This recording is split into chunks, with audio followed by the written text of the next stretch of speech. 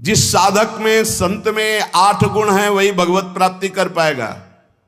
सबसे पहला है दया। दया सर्वभूतेषु। अगर आप साधक हैं, भजन मार्ग में हैं, परे वा बंधु वर्गे वा मित्रे द्वेष्टेरि वा सदा आपन्ने रक्षितव्यम तु दयैषा परिकीर्तिताः। दया किसे कहते हैं? अपने पराये का भेद नहीं है। मित्र हो या शत्रु हो, वो भारी दुख में पड़ा हुआ है तो जितना हमें शारीरिक बल, बौद्धिक बल, तप बल प्राप्त है, हम उसका प्रयोग करके उसकी रक्षा कर ले, पर आसक्त ना हो। रक्षा करना, चाहे वो मित्र हो या शत्रु हो, कोई भी हो। साधुता का हृदय, भक्त का हृदय कैसा होता है? परे वा बंधु वर्गे वा मित्रे द्वेष्टेरि वा सदा। वो पराया है, अपना ये भेद तो होता नहीं इस भगवत मार्ग के पथिक में। मित्र है या शत्रु है, अगर वो विपत्ति में फंसा हुआ है तो शरीर बल, तप बल, वाणी बल, हर बल के द्वारा हम उसकी रक्षा करेंगे, पर अपनापन नहीं करेंगे। जैसे मृग की रक्षा की, पर अपनापन ममता कर लिया तो अगला जन्म मृग का बना। दया बिना साधु कसाई, और दया करी तो आफत आई। इसलिए दया बहुत संभाल के। दया क्या? हमारे जितना बल है हम आपके कल्याण के लिए प्रयोग किया और अलग हो गए। आसक्त नहीं हुए, कभी उससे धन्यवाद पाने की इच्छा नहीं की, उसे दया कहते हैं। दूसरा शांति। बाहे चाध्यात्मिके चैव दुखे चोत्पादिते क्वचित न कुप्यति न वा हंति सा क्षमा परिकीर्तिता। ये साधक के लक्षण। पहला दया, दूसरा ऐसा क्षमा कि कोई आपको शारीरिक या मानसिक पीड़ा पहुंचा रहा है, आपको क्रोध नहीं आना चाहिए। उसे न मारना है, न कड़वे वचन बोलने, न संकल्प के द्वारा उसको नष्ट करना है। इसी का नाम शांति, इसी का नाम क्षमा है। जिसके अंदर दया है, शांतिर क्षमा है। न गुणान गुणिनो हंति स्तौमि मंद गुणानपि नान्य दोषेषु रमते सानुसूया प्रकृतिता।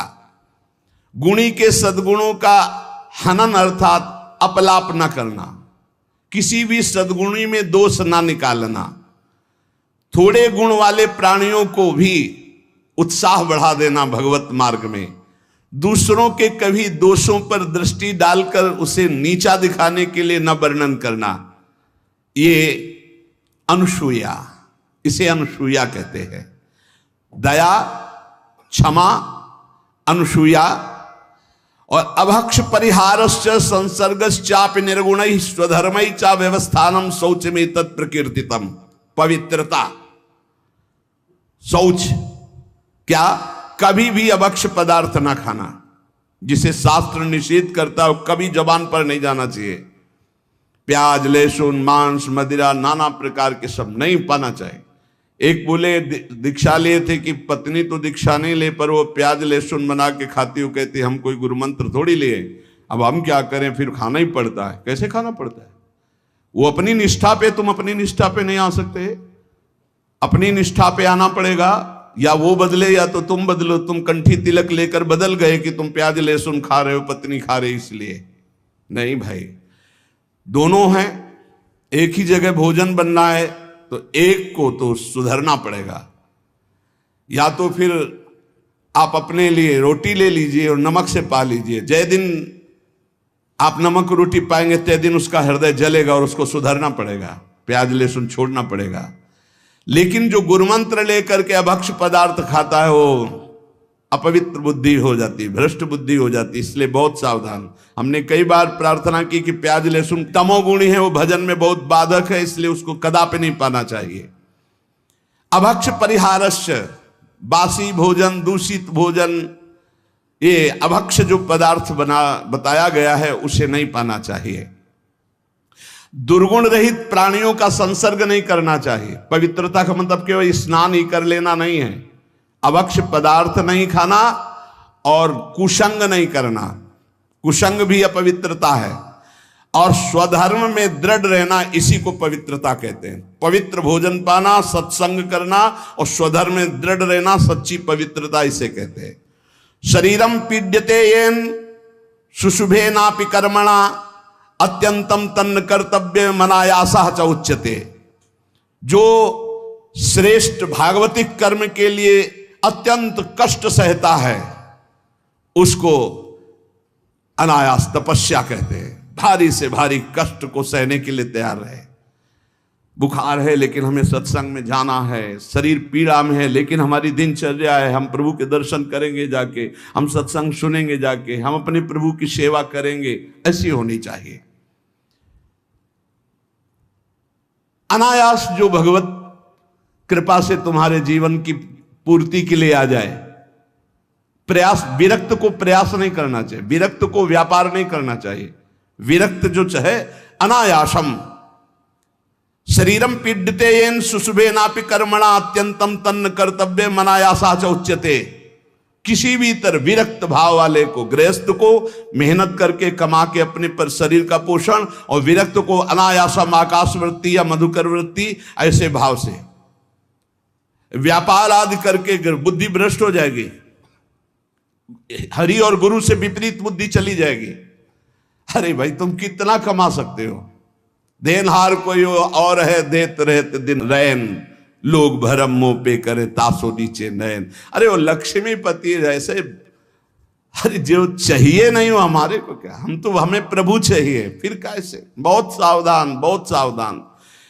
कभी कभी गुरुजन संकोच करते हैं तो इशारा उनका समझना चाहिए, और जब वो प्रकट कह दे तो भूल जाओ। अगर कदम उसी मार्ग पर रखोगे तो बहुत दूर निकल जाओगे, बहुत फिसल जाओगे। अनंत जन्मों के बाद अवसर मिला है माया से मुक्त होने के लिए।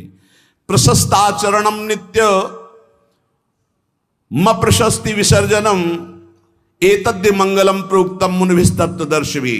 सदैव गुरुदेव के उपदेश और शास्त्र सम्मत कर्म करना चाहिए, कोई भी अशुभ कर्म नहीं करना चाहिए।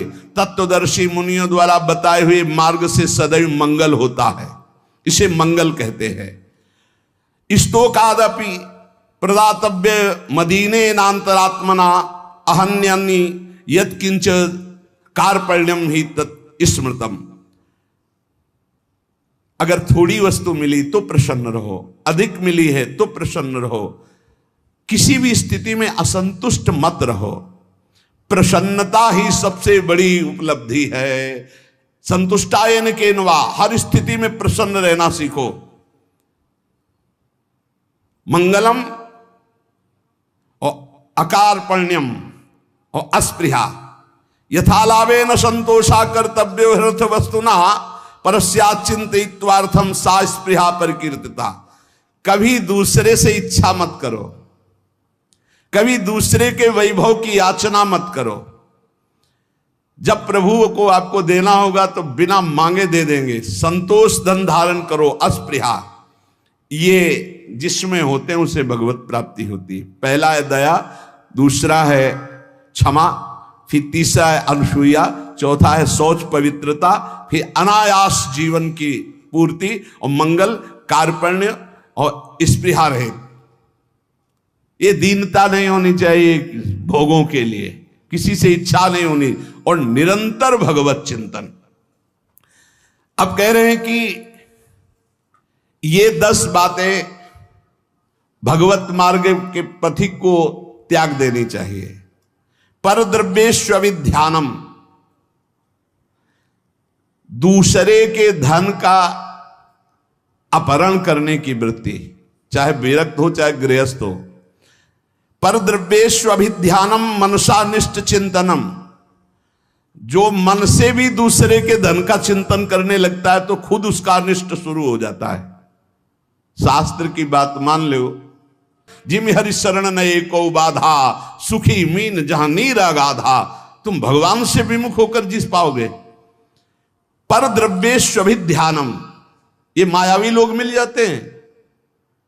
अगर धन का चिंतन करोगे मिल जाएंगे। बहुत बहुत मारा घूम रहा है रुपया, रुपया के लिए भगवत मार्ग, चाहे गृहस्थ हो चाहे विरक्त।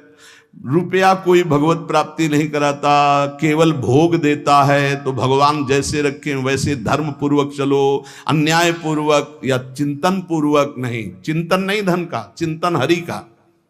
मनसानिष्ट चिंतनम, चिंतन करोगे तुम्हारा अनिष्ट कर देगा रुपया।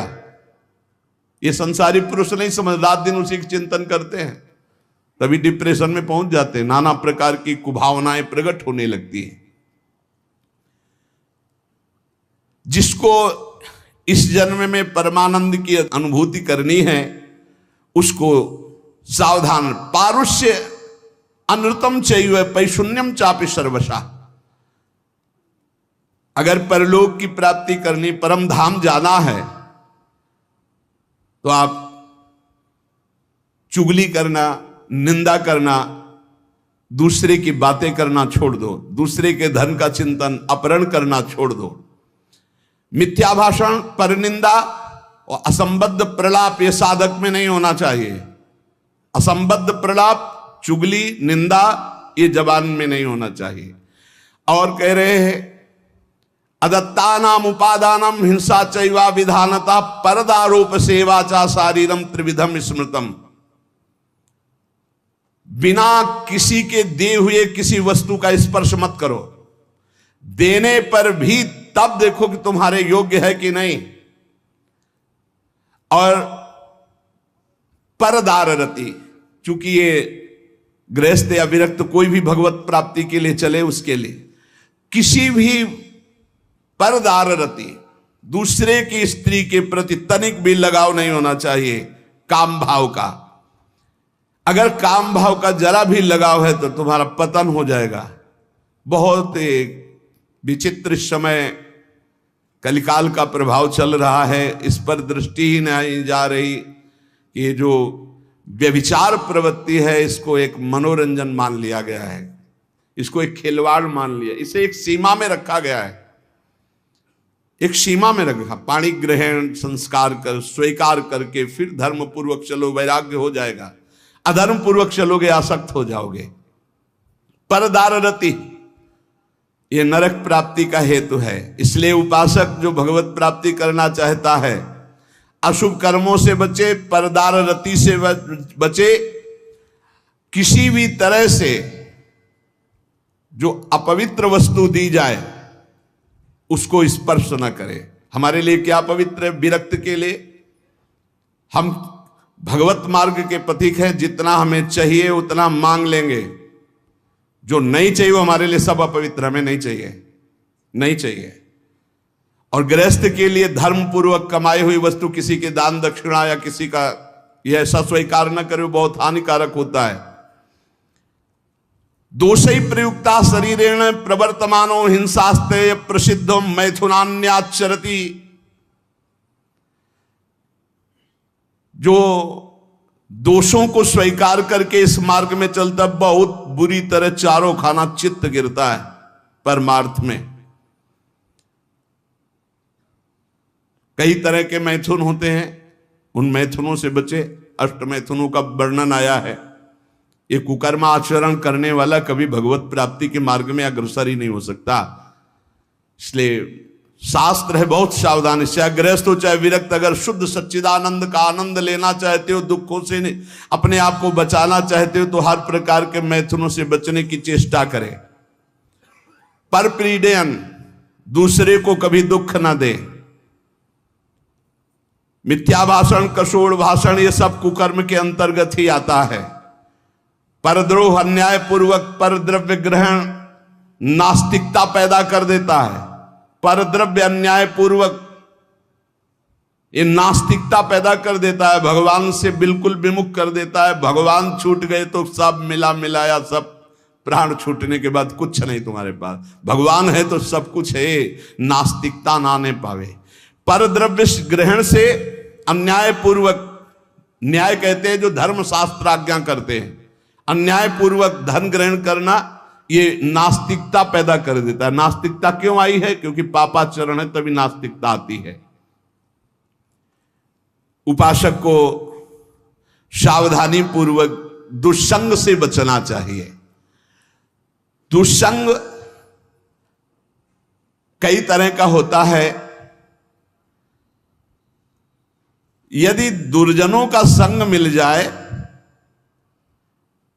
तो जैसे 10 वर्ष सत्संग करने से आप उज्जवल हुए, तो 10 दिन का दुर्जन का संग आपको नष्ट कर देगा। तो कहते दुर्जनस्य ही संगेन सुजनोपि विनश्यति प्रसन्नम जलमित्याहु कर्दमयी कलुषीकृतम। जैसे अति निर्मल जल बहुत दिनों में होता है, हिलन डुलन नहीं हुई, धीरे धीरे वो शांत निर्मल होता है। लेकिन उसमें जो ही कोई घुसेगा तो पूरा मलिन हो जाएगा। ऐसे ही मन को निर्मल करने में बहुत समय लगता है, लेकिन दुर्जन का संग चरित्र दूषित करके हृदय को मलिन कर देने में बिल्कुल देर नहीं लगती। इसलिए दुर्जनस्य ही संगेन सुजनोपि विनश्यति, बड़े बड़े सज्जन पुरुषों का नाश भी दुर्जन पुरुषों के संग से हो जाता है। एक बार यदि दुर्जन का संग हो जाए तो निकलना मुश्किल होता है। बड़े बड़े सज्जनों के हृदय में भगवत मार्ग पर अविश्वास पैदा करके नास्तिक बना दिया दुर्जनों ने। जब दुर्जनता का संग हो जाता है तो वो दुर्जन पुरुष बड़े बड़े सज्जनों के प्रति भी दोष दर्शन करता है। जैसे लोगों के साथ रहा जाता है, जैसे लोगों की बात सुनी जाती, जैसे लोगों से हम बात करते हैं, वैसा स्वभाव बन जाता है। जब दुर्जनों का संग हो जाता है तो बड़े बड़े सिद्ध साधु के पास भी वो कुछ लाभ नहीं ले पाता, केवल दोष दर्शन करता है। स्वभाव उसका बन जाता है दोष दर्शन का। इसलिए भ्रमादपि तु दुष्टानाम संगः या कुरुते जना समर्था पुनस्त्यक्तुम तत्र विनिहन्यते। यदि भूल से भी दुष्ट का संग हो जाए तो तत्काल संग त्याग कर दो, नहीं वो नष्ट कर देगा। दुष्ट की पहचान, जिसके संग से भगवत स्मरण छूट जाए, जिसके संग से कुवासनाएं बढ़ने लगे, उसी का संग दुष्ट संग कहा जाता है। भगवान श्री राम तो इतना भी कह दिए कि बरुभल बास नरक कर ताता, दुष्ट संग जन दे विधाता। नरक मिल जाए अच्छा, पर दुष्ट ना मिले। दुष्संग बहुत बुरी तरह विनाश करता है। उदर निमित्तम बहुकृत वेशा, ये दुष्संग हो जाएगा। जो जनेन्द्रिय और रसेंद्रिय का पोषण करता, भेष कोई भी रखे हो, वो सत्संग नहीं हो सकता, वो दुष्संग ही है। जिनका चित्त शुद्ध होकर सच्चिदानंद भगवान के सुख में डूबने का लक्ष्य बन गया, वो साधक सावधान। दुर्जना परिहर्तव्यो विद्यालंकृतो यदि मणिना भूषिता सर्पा किम सौना भयंकर। दुर्जन मनुष्य हो, बहुत विद्वान हो, तो तुम्हारा नाश ही कर देगा। जैसे मणि से भूषित सांप हो तो क्या विष नहीं छोड़ेगा, वो विष ही छोड़ेगा। इसलिए बहुत संभल करके। सद्भिरासीत सततम सद्भि कुर्वीत संगितम सद्भिर विवादम मैत्रीम च ना सद्भि किंचिदाचरेत। संत पुरुषों के साथ रहो, संत पुरुषों का संग करो, उनसे विवाद मत करो, जैसा वो कह रहे हैं वैसे करो। सज्जन पुरुषों के संग से तुम्हारे हृदय में सज्जनता आएगी, और दुर्जनों का संपर्क तुम्हारे हृदय में अश्रद्धा पैदा कर देगा। कैसा? अब जिस संत से मिलोगे तुम्हारे अंदर अश्रद्धा है तो तुम वहां दोष दर्शन करोगे। महापुरुषों के समीप रहते हुए भी तुम कुछ नहीं प्राप्त कर पाओगे। जाड्याम धियो हरति सिंचन्ति वाचम सत्यम मनोन्नतिम दिशति पापमपा करोति चेता प्रसादयति दीक्षु तनोति कीर्तिम सत्संगति कथम किम न करोति पुंसाम। जब सत्संग मिलता है तो हृदय का कूड़ा करकट दूर हो जाता है, काम क्रोध ये नष्ट हो जाते हैं, बुद्धि विवेकवान होकर भगवान की तरफ बढ़ती है। और जब कुसंग मिलता है तो ऐसी संशयमय बुद्धि हो जाती है कि बड़े बड़े संत महात्माओं के समीप जाकर के भी वो दुर्लभ लाभ ना लेकर वो दोष दर्शन करता रहता है। समीप में दूर दूर से आकर लोग उनके दर्शन और उनके वचन सुनकर अपना परम कल्याण कर लेते हैं, लेकिन दुर्जन स्वभाव वाला, दुर्जन संग करने वाला उनके समीप रहकर उनकी निंदा करता है, उनके दोष दर्शन करता है, उनसे लाभ नहीं ले पाता है। अनेकों बार बड़े महापुरुषों का संग प्राप्त होने पर भी वो अगम्य रहते हैं, वो उनका लाभ नहीं ले पाते। इसीलिए देवर्षि नारद जी ने बताया कि साधु संग अगम्य है। साधु के समीप रहना, साधु के समीप जाना, अगर आपके अंदर दुष्टता है, दुष्ट स्वभाव है, तो आप उसका लाभ नहीं ले पाएंगे। दूर दूर से आकर लोग दर्शन संभाषण और अपना परिवर्तन कर रहे हो, समीप रहकर दुष्ट स्वभाव होने के कारण वो साधु में दोष दर्शन करने के कारण लाभ नहीं ले पाते। सरशैया में पड़े हुए भीष्म जी ने युधिष्ठिर जी को उपदेश दिया, ध्यान से सुन ले, इसी जन्म में भगवत प्राप्ति हो जाएगी। जो पुरुष इसी जन्म में भगवत प्राप्ति करना चाहता है, मनुष्य शरीरधारी, वो पहले आहार पर संयम करे, उसे सूक्ष्म करे, इतना कम ना करे कि भोजन का चिंतन हो, पर इतना भी ना करे कि डकार आवे। भगवत प्राप्ति करनी है तो ये बात पकड़ लो, हजारों जगह शास्त्रों में बात लिखी, मिता आहार, भिक्षान्नम औषधम, जैसे औषधि पाई जाती है ऐसे बहुत संभाल के खाओ पियो, जितने से एकदम आपका शरीर हल्का बना रहे। एक दो शरीरों को तो रोग हो जाता है, वो क्या कहते हैं जो गले में होती गांठ, थायराइड है ऐसे, वो तो बात अलग है कि भाई अब थायराइड हो गया है, नहीं तो खाईराइड में ज्यादा तगड़ाहट हो रही। खाईराइड खूब खाते चले जा रहे। जिसको इस जन्म में भगवत प्राप्ति करनी, भोजन पर पहले सुधार करे, अल्पाहार और सात्विक भोजन, चाट चटोरा भोजन की तरफ से बचे। अगर भगवत प्राप्ति करनी है, अल्पाहार करे, प्रकृति से परे अविनाशी पद की प्राप्ति के लिए प्रकृति के आकर्षण पर विजय प्राप्त करना पड़ेगा। जो साधक घर में रहकर या घर छोड़कर, दोनों साधक होते हैं, गृहस्थी और विरक्ति, जो घर में रहकर साधना कर रहे हैं उनको चाहिए किसी और का ना खाएं, अपनी मेहनत का कमाया हुआ ही भोजन पावे, चाहे जहां जाए, कहीं किसी और का ना खाएं। 10 रुपए का खाया है 20 दे दो, तुम्हारे को भगवत प्राप्ति करना है। कभी ऐसा नहीं कि रास्ते में भंडारा बट रहा है, हलवा बट रहा है, दबा के पा लिया, चलो यार कम से कम बचे तो 100-200 रुपए, नहीं बचे नहीं, जिसके लिए आए थे वो सब ले गया। वो गृहस्थ आदमी को अगर किसी का पानी भी पियो तो 5 रुपया उसको दे दो, 2 रुपया दे दो, नहीं रुपया दे दिया, वहां 2-4 दोना पत्तल उठा करके आसपास से कुछ सेवा कर दो। कोई तुम्हारे सुकृत ना लेने पावे भगवत प्राप्ति के मार्ग। अगर विरक्त है तो भिक्षान्नम औषधम, विषयों के सामने उपस्थित होने पर भोगने की इच्छा ना होना। गृहस्थ हो, तुम्हारे धर्म के विरुद्ध भोग का अवसर आ गया, हट जाओ, भाग जाओ, प्राण बचा लो, मत भोगना, नहीं तो भगवत प्राप्ति में बाधा। और विरक्त है, भोग सामग्री एकदम एकत्रित है, एकांत है, भोग लो, ना ही भोगना, क्योंकि मुझे भगवत प्राप्ति करनी है। नेत्र से, वाणी से, मन से किसी भी दूषित भोग को ना भोगना। नेत्रों से भी भोगना होता है। आप मोबाइल में देख रहे हो या छुप के देख रहे हो, ये ऐसा दृश्य देख रहे हो, ये नेत्रों से भोग हो गया, ये आपको नष्ट कर देगा। नेत्रों से बहुत नष्ट हो चुके हैं, नेत्र ही है जो दिखा करके भ्रष्ट हो गए। किसी के सामने ना तो एकांत में, नेत्र से भोग भोगना, वाणी से, मन से, बिल्कुल दूषित वार्ता करना, दूषित संकल्प करना, दूषित दृश्य देखना है, भगवत प्राप्ति करना है तो चाहे गृहस्थ हो चाहे विरक्त, बचो इससे।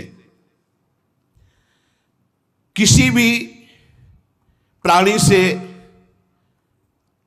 अतिवाद करना, बहुत बातें करना, मित्रता बना लेना, वैर कर लेना, ये सब नहीं। भगवत प्राप्ति के मार्ग में ये भीष्म पितामह जी उपदेश कर रहे हैं। किसी के सामने अभिमान भरा वचन बोलना, अभिमान भरी क्रिया करना, अभिमान भरी चेष्टा करना, जैसे अभिमान हो जाता है। अहंकार भरी बात, अहंकार भरी क्रिया, अहंकार भरी कोई चेष्टा ना करे। यदि तुम्हें कोई क्रोध दिला रहा है तो तुम क्रोध ना करके मीठे वचन से ही उत्तर दो। जब किसी के यहां भिक्षा मांगने जाओ तो वो तुम्हें आदर दे तो उस घर में मत बैठना। भीष्म पितामह जी का है ये उपदेश। यदि तुम्हें किसी कोई निमंत्रण दे तो कभी मत जाना। भगवत प्राप्ति करना है ये विरक्त के लिए। अगर तुम्हें कोई आज महाराज हमारे घर पाइए, कदापि मत पाना, निमंत्रण में कदापि मत पाना, ये भीष्म पितामह जी मना कर रहे हैं। और जब भिक्षा मांगने जाओ तो बहुत घरों से मत मांगो, कुछ नियम रखो, 4 घर 5 घर, मिले तो मिले, नहीं उपवास। अब ये नहीं कि पूरे गांव में टहली आए, नहीं, 5 घर 7 घर ऐसे नियम रखे जाते हैं कि हम सिर्फ 5 घरों में जाएंगे, मिले ना मिले। ये नहीं कि पूरे गांव में टहली आएगी, जब तक भरपेट के दोनों टाइम के लिए ना मिल जाए तो हम 50 घर मांग लिए। ये भिक्षान्न नहीं, भिक्षान्न 5 घर या 7 घर। आवाज लगाई, नहीं मिला तो उपवास कर गए। निमंत्रण पाए हुए घर में कभी भिक्षा ना पाने जाए, ये भगवत है कोई रहस्य। मूर्ख पुरुष जब आप परमार्थ में चलते हैं, आपका उपहास उड़ाएंगे, हो सकता है वो आपका तिरस्कार भी कर दे, मारपीट भी कर दे। आप अपने हृदय में दुख ना मानने, हृदय में आनंदित रहें, कोई प्रारब्ध भोग का नाश हो रहा है और उसको डांटे नहीं, उसको मारे नहीं, उसको पर चिल्लाए नहीं, वो तो निमित्त मात्र है। भगवान आपके प्रारब्ध का क्षय करा रहे हैं यदि भगवत प्राप्ति करना। बहुत बार ये बातें आ गई है। आताताई पर भी कभी क्रोध करके उसे शाप ना दें। शाप देने का मतलब है भजन का फल है। अगर भजन है, सच्चाई से चल रहे हो आप, अंदर से सोच ले बहुत सता लिया, अब तो भोगेगा, तो पक्का भोगेगा, इसमें कोई संशय नहीं। क्योंकि भजन एक अमोघ शक्ति है, जिधर जाएगी उधर। तो हमारा भजन मंगल के लिए कि अमंगल के लिए? तो कह रहे आताताई तुम्हें कितना भी सताए, तुम क्रोध करके उसे शाप आदि मत देना, कभी अंदर से बुरा मत चाहना। गृहस्थ के घर में जब धुआं निकलना बंद हो जाए, अब धुआं नहीं, गैस है, गैस के चूल्हा है, तो धुआं का कोई ज्यादा काम है नहीं। जब मूसल की आवाज आनी बंद हो जाए, भीष्म पितामह के समय मूसल से कूटा जाता था, अब तो मूसल से नहीं, अब तो मशीनों से है। और जब सब भोजन कर चुके तब विरक्त को भिक्षा मांगनी चाहिए, मतलब लगभग 2 बजे। भिक्षा मांगने के पश्चात किसी नदी के किनारे या किसी देवालय में एकांत में बैठकर भगवान को अर्पित कर उसे पाए। गृहस्थ अपने इस कमाई से पाए, अधिक भिक्षा मत ले। श्री पूज्य सदगुरुदेव भगवान ने कहा कि टुकड़ा या 1 रोटी, बहुत अगर नहीं मिला है 4-5 घरों में, और आखिरी घर में 2 रोटी मिल रही तो बस 2 रोटी, तीसरी रोटी हुई तो भिक्षा नहीं मानी जाएगी। ये सदगुरुदेव भगवान के मुख्य वचन। शुद्ध भिक्षा 1 टुकड़ा, आधी रोटी, बहुत ज्यादा हो गया तो 1 रोटी। अब पता चला कि 5 घरों का आखिरी घर है, उसमें 2 रोटी मिल रही, तो फिर उससे 2 रोटी ले ले, तीसरी रोटी नहीं होनी चाहिए। जो अधिक भिक्षा ले लेता उसे भिक्षान्न नहीं कहते हैं। ना मिलने पर प्रसन्न मुद्रा में वैसे ही शांत भाव से भजन करता हुआ दूसरे दिन जब अपने समय भिक्षा में जाता है, फिर उसी समय जाए। एक बार जब कोई बैठाल करके द्वार पर सम्मान पूर्वक विनय पूर्वक भिक्षा दे तो उसी समय हट जाना चाहिए, उसकी भिक्षा नहीं लेनी चाहिए। आओ आओ महाराज, आपके तो दर्शन बड़े भाग्य से, ए लाओ कुर्सी बैठा लो, लाओ एक गरम गरम रोटी बनाओ बाबा, उठे हो चल दे। द्वार में अंदर नहीं जाना है, द्वार में ही खड़ा और असम्मान पूर्वक भिक्षा, ना किसी का आसन ग्रहण, ना किसी के मृदु वचन, ना किसी की स्तुति, ना कोई अर्थ। जब रोटी मांगने निकले, किसी ने 10 रुपया दिया तो ऐसे कोई भिक्षुक है, भिखारी है इस बात के? नहीं, केवल आचार्य आदेश, प्राण पोषण के लिए अन्न, रोटी है तो दे, नहीं तो राधे श्याम चल दिया। सिंहवत व्यवहार, विविध प्रकार के व्यंजनों को न खाए। अरे भाई बहुत विचित्र। भगवान की प्राप्ति के मार्ग में सबसे ज्यादा इस रसेंद्री पर दृष्टि डालो। बहुत विचित्र खेल है, बहुत विचित्र, बहुत सावधान। अब आज का जो वातावरण है, बहुत भोजन के लिए बहुत आगे चलकर और अव्यवस्था हो जाएगी। कैसे भजन होगा, कैसे भजन होगा? भगवान को अर्पित करके दाल रोटी खाओ, खूब हरि के गुण गाओ। अगर इधर उधर खान पान करोगे तो हम पक्का कह सकते हैं भजन तो नहीं हो सकता है। भजन का नाटक भले आप कर लो, भजन का नाटक कर सकते हो। भीष्म पितामह जी कहते हैं कि जो विरक्त भाव से भगवान के मार्ग में चले हैं, वो किसी उजड़े हुए खंडहर में या देवालय में या वृक्ष के नीचे या किसी संत का बनाया हुआ स्थान, उसमें वास कर रहे। स्वयं का कुछ नहीं होना चाहिए। अपने शरीर निर्वाह केवल करना है। बने बनाए बिलों में वास कर लिया, घर गृहस्थी के यहाँ नहीं। विरक्त को घर गृहस्थी के यहाँ शयन नहीं करना चाहिए। हम भ्रमण किए हैं और बड़े संतों का संग किए तो हमने देखा कि गांव के बाहर स्कूल, मंदिर या किसी बट वृक्ष के नीचे या भगवान शंकर का छोटा मंदिर, वहां घरों में गृहस्थों के सैया पे शयन करोगे और खूब भजनानंदी बनोगे तो सिद्ध ही हो तो प्रणाम, नहीं साधक है तो चौपट हो जाएगा, क्योंकि परमाणु वहां है, वहां गृहस्थी के परमाणु। घर गृहस्थी में बस मधुकरी मांगी हो बाहर, बहुत सावधानी की जरूरत है। भीष्म पितामह जी कह रहे हैं विरक्त को अपने मन को अचल और स्थिर करने के लिए कहां शयन करे? वृक्ष के नीचे, उजड़े हुए खंडहर, देवालय, ऐसे बाहर, या किसी संत का जहां साधु समागम। किसी भी गृहस्थ के घर में विरक्त को शयन का अधिकार नहीं। बाहर बहुत ही ऐसी अव्यवस्था है तो स्कूल होते हैं गांव में, या गांव के किनारे कोई न कोई छोटा मोटा मंदिर होता है, लता वृक्ष होते हैं, अपना आहार करो, एकांत सेवन करो। अपने तो करुणा है, धाम में वास मिला हुआ है श्री जी के। जो किसी गृहस्थ से राग कर लेता है विरक्त होकर के, उसके अंदर पाप कर्म की इच्छा प्रकट होने लगती है। बहुत सावधान। नित्य तृप्त रहो, भगवत चिंतन में छके रहो, संतुष्ट रहो भगवत चिंतन में, मुख प्रसन्न रहे, इंद्रियां शासन में रहे, निर्भय रहो भगवत मार्ग के पथिक। हर समय नाम जप चलना चाहिए, मौन का आश्रय लो नाम जप बढ़ाने के लिए, वैराग्य की भावना को पुष्ट रखो। समस्त जगत के पदार्थ नाशवान है, किसी पर आसक्त मत हो। सब ये उत्पत्तिशील जितने सब विनाश को प्राप्त होंगे, इसलिए सत्य नहीं है, सत्य सच्चिदानंद भगवान है।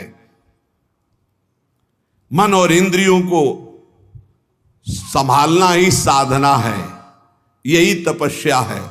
अपनी इंद्रियों और मन को संभाल लो।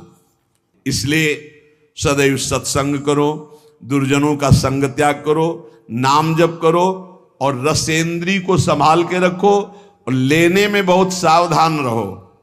किसी से कुछ लेने में सावधान रहो, वो ऐसा पाप की कमाई ना हो जो तुम्हारी बुद्धि भ्रष्ट करके भगवान से विमुख कर दे। चाहे गृहस्थ हो चाहे विरक्त, अन्याय पूर्वक जीवन नहीं होना चाहिए, धर्म पूर्वक जीवन होना चाहिए। इसी जन्म में हम भगवत प्राप्ति करें। जो सत्संग सुने उसका मनन करें, मनन करके आचरण में उतारे, तभी लाभ मिल पाएगा। शेष चर्चा आगे। श्री राधा वल्लभ लाल की जय।